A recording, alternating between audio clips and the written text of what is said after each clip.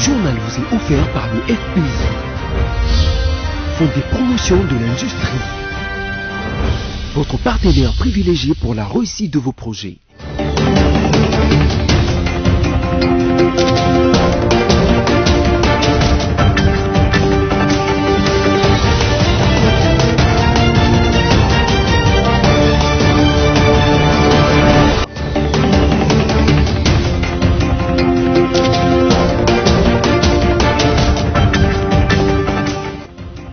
C'est l'heure de vous informer tout de suite les titres de l'actualité de ce journal. Après le Sénat, l'Assemblée nationale a à son tour voté en seconde lecture la prorogation de l'état de siège décrété dans les provinces de l'Ituri et du Nord Kivu. Dossier RAM, le ministre des Pêtes antiques Augustin Kibasa a dans une note adressée au bureau de l'Assemblée nationale signalé son absence à la plénière de ce jour, mais se présentera le lundi 4 octobre prochain.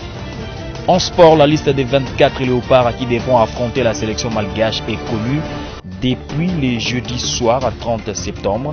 Elle connaît un retour de Meshak et Elia en sélection.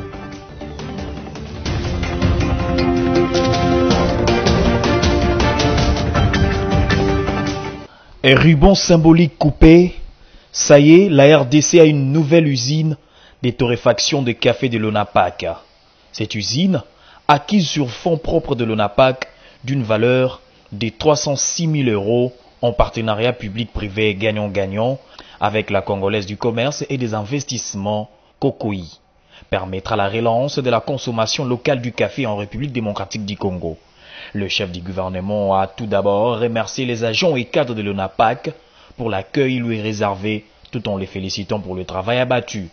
Nous sommes venus pour marquer un moment symbolique pour montrer qu'il y a de l'espoir au Congo.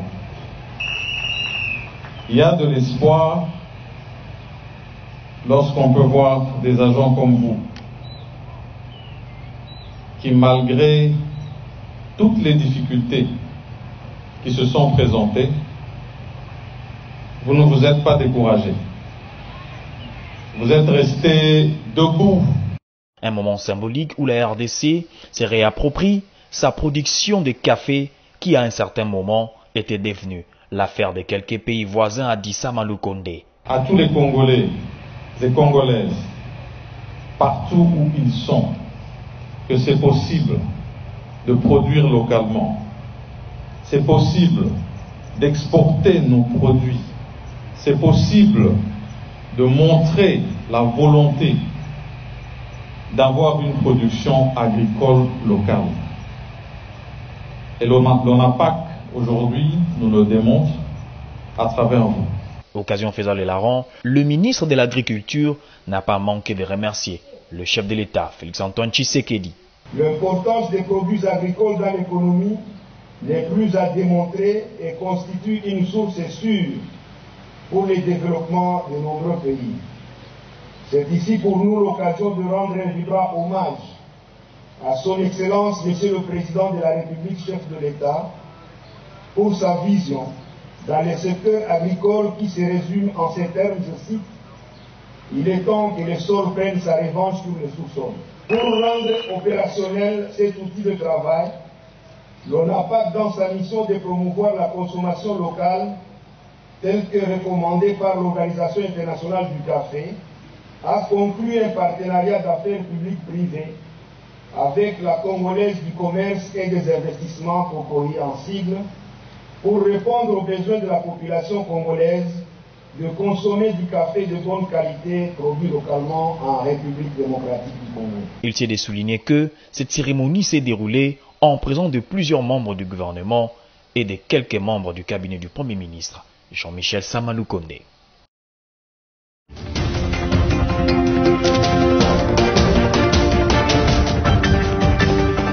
Les travaux de ces dialogues devront porter sur 3 dimensions, à savoir la dimension gouvernance politique, économique et sécuritaire, la dimension environnement et gestion des ressources minières et non minières, enfin la dimension développement humain. Dans son discours d'ouverture, le Premier ministre Jean-Michel Samalou Kondé à commencer par saluer les efforts du président de la République Félix-Antoine Tshisekedi dans la normalisation de la vie politique et diplomatique de la République démocratique du Congo. L'ouverture de cette troisième session du dialogue politique entre, d'une part, la République démocratique du Congo et, d'autre part, les pays membres de l'Union européenne, me donne l'opportunité d'apprécier à sa juste valeur les efforts entrepris par son Excellence, Monsieur le Président de la République démocratique du Congo, chef de l'État, Félix-Antoine Tshisekedi Tshilombo, président en exercice de l'Union africaine, en vue de la normalisation de la vie politique et diplomatique de notre pays.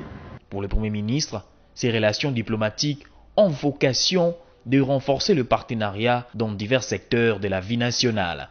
C'est depuis son ascension à la magistrature suprême que la conduite de notre diplomatie a été soumise à une épreuve des contacts avec les pays membres de l'Union européenne, et ce, par des visites d'État qui s'inscrivent tout naturellement dans le droit chemin de faire sortir notre pays de l'isolement politique et diplomatique. Le cas échéant, les relations séculaires avec les partenaires traditionnels des pays membres de l'Union européenne. Ces actions devront participer au renforcement de notre partenariat. Par ailleurs, le chef du gouvernement a aussi salué la coopération entre la RDC et les institutions financières internationales, une des raisons qui les pousse à soutenir la tenue de cette troisième édition du dialogue politique entre la RDC et l'Union européenne.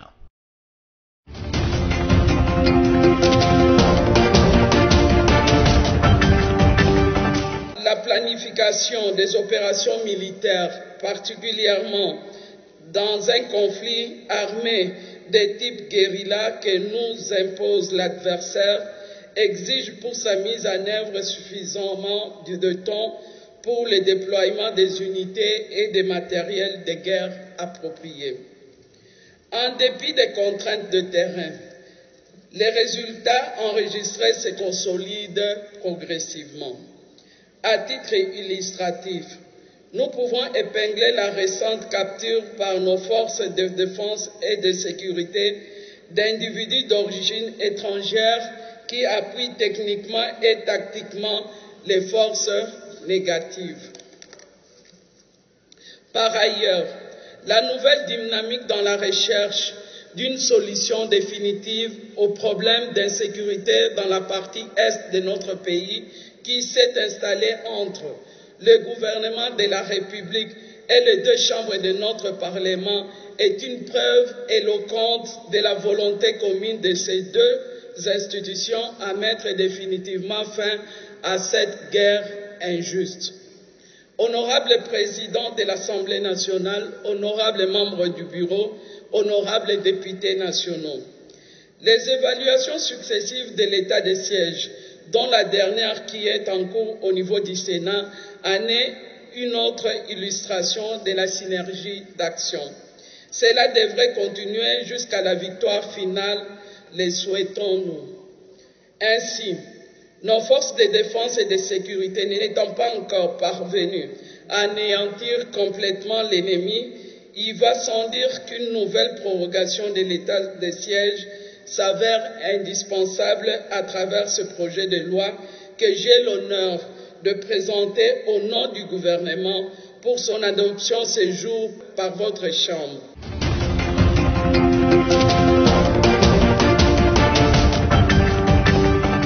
Nous venons de l'apprendre de la part de notre bureau que, prévu aujourd'hui, le ministre de PT Antique ne saura plus se présenter. C'est depuis hier qu'il a adressé une correspondance à l'Assemblée demandant une dérogation, une prorogation pour le rendez-vous d'aujourd'hui en rapport avec les dossiers RAM. Non, je ne sais pas vous dire les pourquoi exactement ces excuses qu'il a présentées pour la journée d'aujourd'hui. Je pense, à mon humble avis, peut-être qu'il est en train de réunir les éléments capables de répondre aux honorables députés. Je ne sais pas, comme vous savez, que ça n'a pas été facile pour lui, ça a été très chaud le mercredi, peut-être par crainte de se ridiculiser, d'attirer encore la colère des honorables députés. Peut-être qu'il est en train de se concerter avec les techniciens, tous ceux qui interviennent dans les dossiers. Comme vous savez que les dossiers RAM, il n'y a pas que lui, il y a les responsables de l'ARPTC et ainsi que les autres services intervenants.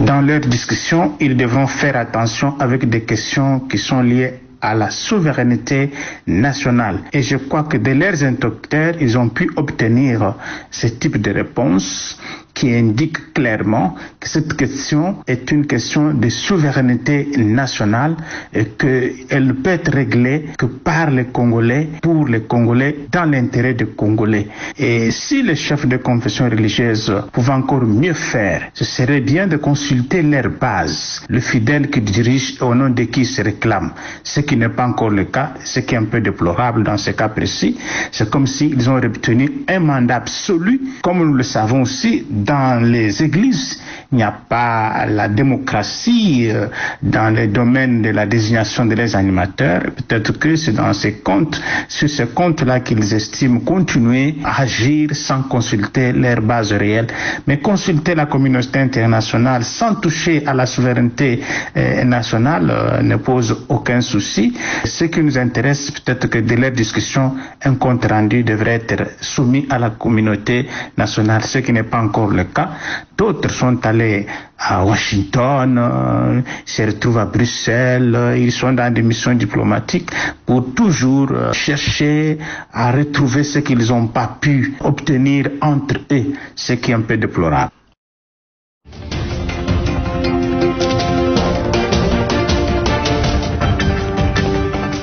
Eu égard à la loi organique de la CENI,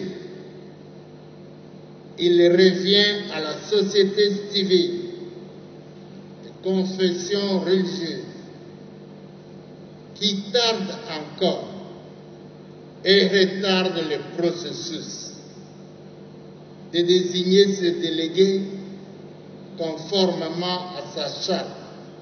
Nous leur avons accordé, à dater de ces jours, un délai supplémentaire ultime de 72 heures à dater de ce vendredi 1er octobre 2021 pour leur permettre de renforcer la cohésion et une solution à cette question. Sur l'opposition, il pèse l'obligation légale de déposer les procès-verbaux et dossiers relatifs à la désignation de ces délégués. Cela est devenu plus qu'une urgence. En effet, pour la tenue des élections en 2023, l'Assemblée nationale est appelée impérativement à entériner tous les membres de la CENI au courant de ces mois. Et c'est sur la base des dossiers qui seront mis à sa disposition.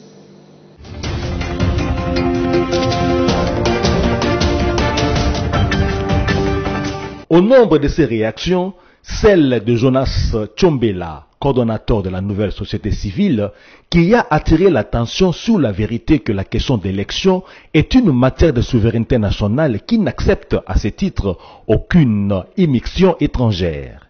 la rédaction des BSC-TV donne raison à Jonas Tchombela et fait observer que l'ambassadeur américain en fait un peu trop en RDC, ravivant par son évolution les raisonnements des analystes et observateurs sur les entreprises motivées par l'impérialisme américain sur le pays de Lumumba et se demande jusqu'où iront les USA dans leur ingérence dans les affaires internes de la RDC. C'est en effet un secret de polichinelle que les soubresauts et convulsions connus par la politique congolaise sont expliqués largement par le coaching américain de la classe dirigeante congolaise, voulant voir les choses se dérouler d'après la volonté et les visées de Washington dans le pays des musées Laurent Désiré Kabila. L'initiative de Mike Hammer est d'autant plus suspectée qu'il est connu de tous que pour placer leurs marionnettes au pouvoir dans les pays visés par les USA, ceux-ci interviennent en amont et en aval de leurs processus électoraux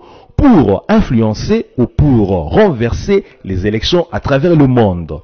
C'est ainsi que ce qui peut paraître comme bons offices de Mike Hammer vise en réalité à s'assurer que le président de la CENI sera celui que les USA peuvent instrumentaliser pour la victoire électorale d'une marionnette américaine parmi les prétendants au poste dans le pays de Simon Kimbangu. Inutile de rappeler l'opinion de la réalité que les politiques savent que celui qui contrôle la CENI s'assure d'une victoire électorale et que pour contrôler la CENI, il faut contrôler ceux qui désignent les membres de son bureau, surtout le président.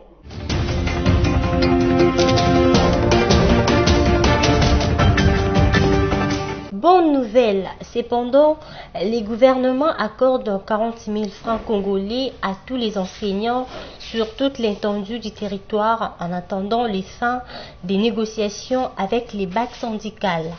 Pour de nombreux syndicalistes, le ministre de l'EPST, qui fait sienne les revendications des syndicalistes, a relevé le défi, alors qu'une grève s'est pointée déjà à l'horizon.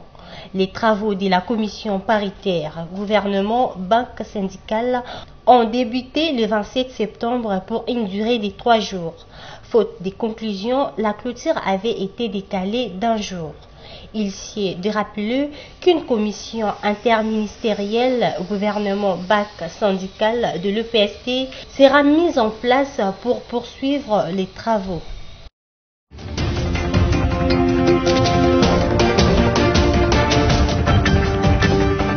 C'est sur instruction du lieutenant-général Luboya Kasha Majoni, gouverneur et commandant des opérations militaires en Ituri, que le commissaire provincial de la police nationale Ituri, le général Ngoï Séguin, a effectué une mission d'évaluation de la situation sécuritaire à Komanda, à plus ou moins 75 km au sud de Bunia. Sur place, le commissaire provincial a appelé la population à bannir la psychose pendant cette période où les ennemis de la paix distillent les messages de la haine tribale avec objectif de déstabiliser la région. Il y a une quiétude qui règne, le calme est revenu. Il reste par contre une certaine psychose dans les têtes de certaines personnes. Il faut travailler là-dessus, mais notre présence est pour rassurer davantage cette population-là. Il fallait encourager les hommes sous notre contrôle, les policiers, pour qu'ils travaillent davantage, que le sentiment de sécurité rentre dans la population. Dans la même veine, l'administrateur militaire d'Irumu, le colonel Siro Simba, rassure encore une fois sa population des dispositifs sécuritaires mis en place actuellement à Komanda. Les forces armées sont là pour sa sécurité. Qu'elle n'ait pas peur, qu'elle ne puisse pas céder à l'intoxication, bien aux rumeurs. S'il voit des forces qui entrent de temps à autre, c'est pour assurer sa sécurité. Les habitants de ces centres négoces, confiants à son armée, invitent les autres à regagner leur milieu d'origine. On parle des miliciens, mais nous avons confiance à notre armée qui nous sécurise, il va neutraliser ces miliciens. Si nous quittons les milliers, cela va profiter à l'ennemi. J'en vois pas pourquoi nous devons partir d'ici. Que ceux qui ont fui aux alentours des Komanda puissent revenir au lieu de souffrir là où ils sont. Ils sont bien protégés par les militaires ici. Les ennemis de la paix, FPIC et alliés, déprimés, ni moyens, ni possibilité de tenir devant les forces armées à Makayanga, Bogi et Komanda. Et pour preuve, plus de 40 miliciens ont été capturés sur le champ de bataille. Il suffit de signaler que l'armée continue à convoyer le véhicule sur axe Komanda Luna sans embûche ennemie. De plus en plus, l'armée et ses partenaires peaufinent de stratégies pour rassurer la liberté des mouvements de personnes et de leurs biens sur toute l'étendue de la province en cette période de l'état de siège.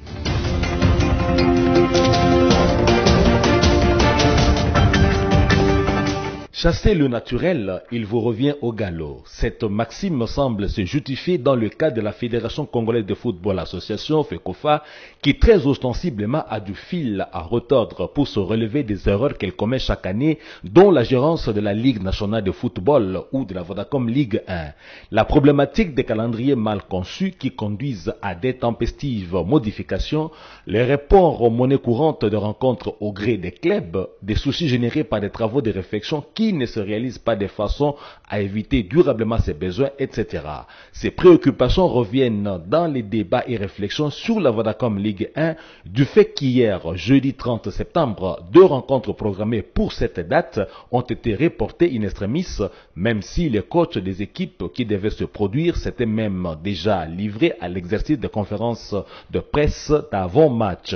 Si, comme l'a prétendu la mairie de la ville de Lubumbashi, le derby louchois ne s'est pas joué à cause des considérations sécuritaires, pourquoi, depuis toutes ces années, l'Arena Foot n'a pas appris à tenir compte de tous les facteurs influents sur la rencontre et à bien harmoniser avec les services de l'ordre et de sécurité pour que les duels à risque sécuritaire se jouent aux dates premières fixées sur le calendrier? Un son de cloche analogue a été produit pour aussi expliquer le report du Classico entre l'AS Maniema Union et l'AS Vita.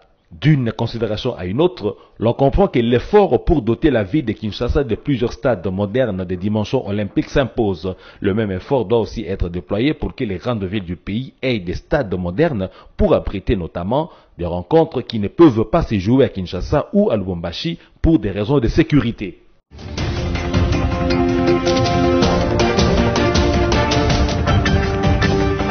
Sorti ce vendredi 1er octobre de la liste de 24 léopards retenus pour les 2 duels en aller et retour entre le Madagascar et la RDC, dans le cadre de 3e et 4e journée des éliminatoires de la Coupe du Monde Qatar 2022. Joël Kiasumboa, Lionel Mpassa, Bagio Saïdi sont les 3 gardiens de but retenus. Comme défenseur, le coach Hector Cooper a fait confiance à Arthur Maswaku, Fabrice Nsakala, Jordan Ikoko, Mukoko Amale, Christian Luindama, Chancel Mbemba et Inonga Baka. Les milieux de terrain sélectionnés sont Peli Mpanzu, Charles Piquel, Samuel Bastien, Omenu Kemfulu, Gaël Kakuta et Neskens Kebano. En attaque, Dieu merci Mbokani, Cédric Bakambu, Ben Malango, Meshak Elia. Boukia, Wissa Yohan, Shadrach Akolo et Jackson Mouleka ont été retenus. Le match aller va se jouer le 4 octobre à Antananarivo au Madagascar et le match retour 3 jours plus tard, soit le 7 octobre, probablement au stade de Martyrs de la Pentecôte à Kinshasa.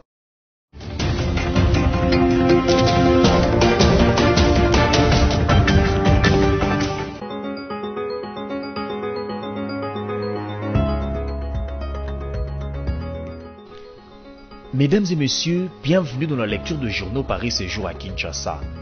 Mois d'octobre, dernier virage pour mettre fin au processus de désignation des animateurs de la Commission électorale nationale indépendante, dont le consensus tarde à être trouvé, estime les phares, ajoutant que le président de l'Assemblée nationale, Christophe Mosonko Diapwanga, vient d'accorder un délai supplémentaire de 72 heures aux chefs des confessions religieuses. Selon les quotidiens, l'objectif de cet ultime délai est de pousser les chefs des confessions religieuses a proposé leurs délégués au bureau et à la plénière de la centrale électorale.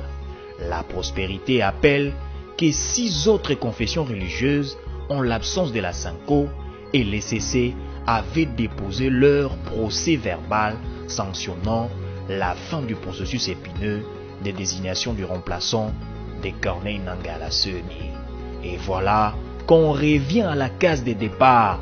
Christophe Mbosso Nkodia a renvoyé la balle à la plateforme de confession religieuse qui s'est vue accorder un délai supplémentaire ultime de 72 heures à dater de ce vendredi 1er octobre 2021 pour leur permettre de réconforter la cohésion et trouver une solution autour de cette question, note les tabloïds. Pour le potentiel, après l'heure, ce ne serait plus l'heure. Il n'appartient donc pas aux chefs religieux ayant la charge légale de désigner les candidats, président de la CENI, de donner l'impression de prendre en otage le processus électoral ou encore tout un pays. Ce serait une grave responsabilité politique et historique. L'opinion attend finalement le miracle, mieux la fumée blanche dans le nouveau délai imparti. À défaut, l'Assemblée nationale devra s'assumer en prenant les dossiers en main. Le décompte est déclenché. Reste à savoir si cet appel pathétique de Christophe Mbosso sera perçu avec la même charge émotive que le speaker a mise dans sa voix, conclut le journal.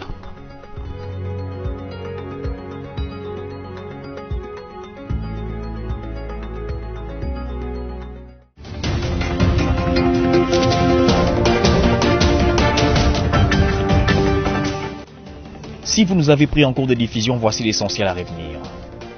Après le Sénat, l'Assemblée nationale a à son tour voté en seconde lecture la prorogation de l'état de siège décrété dans les provinces de l'Ituri et du Nord Kivu. Dossier RAM, le ministre des Pétentique, Augustin Kibasa, a dans une note adressée au bureau de l'Assemblée nationale signalé son absence à la plénière dès ces jours, mais se présentera le lundi 4 octobre prochain. En sport, la liste des 24 léopards qui devront affronter la sélection malgache est connue depuis le jeudi soir 30 septembre. Elle connaît un retour de Meshak Elia en sélection. Ce journal est terminé. Merci de l'avoir suivi. L'actualité reste en continu sur votre chaîne. Restez avec nous.